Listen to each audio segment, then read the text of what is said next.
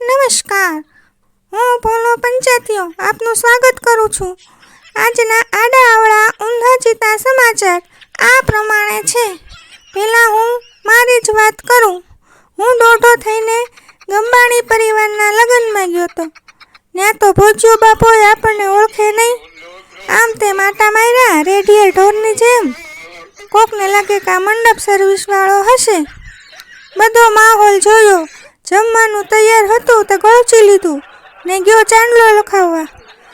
મારી ફટીચર હાલત જોઈને ચાંદલા લખતા હતા એ ભાઈએ કીધું, તમારો ચાંદલો નથી જોતો, જાઓ. હવે સમાચારમાં આગળ વધીશું. ભારતના ક્રિકેટર ભૌતિક કડિયાએ એની વહુ હારે છેડો ફાડી નાખ્યો છે. એટલે કે છૂટાછેડા લઈ લીધા છે અને પાછા કહે છે કે દીકરાને અમે સાથે મળીને ઉછેરશું. તો ભાઈ ભેગા જ રહો ને, પણ એને કોણ સમજાવે? ભારત સરકારે 5 જાસૂસની ટીમ તૈયાર કરીને ચાઇના મોકલી છે રિસર્ચ કરવા કે ચીનાઓની આંખું ઝીણી કેમ છે. 1 મહિનામાં રિપોર્ટ આપવાનું કહેલ. બોલો લ્યો. ઉનાળામાં લાલ કાળી કીડીનો ઉપદ્રવ વધ્યો હોવાથી લોકોની માંગ છે કે સરકાર આની ઉપર કાંઈક પગલાં લે. એક કીડીએ એની જૂની અદાવત રાખી હાથીની હત્યા કરી. પોલીસે કીડીને જેલ ભેગી કરી દીધી છે.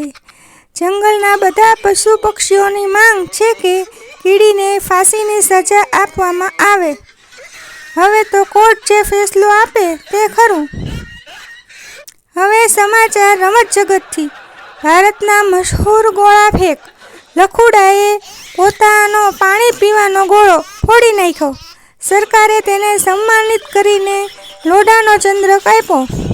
તો મિત્રો, અહીં સમાચાર પૂરા થાય છે. ફરી ગુડાઈશ બીજા સમાચાર લઈને. ત્યાં સુધી હું જાઉં છું. રામ રામ.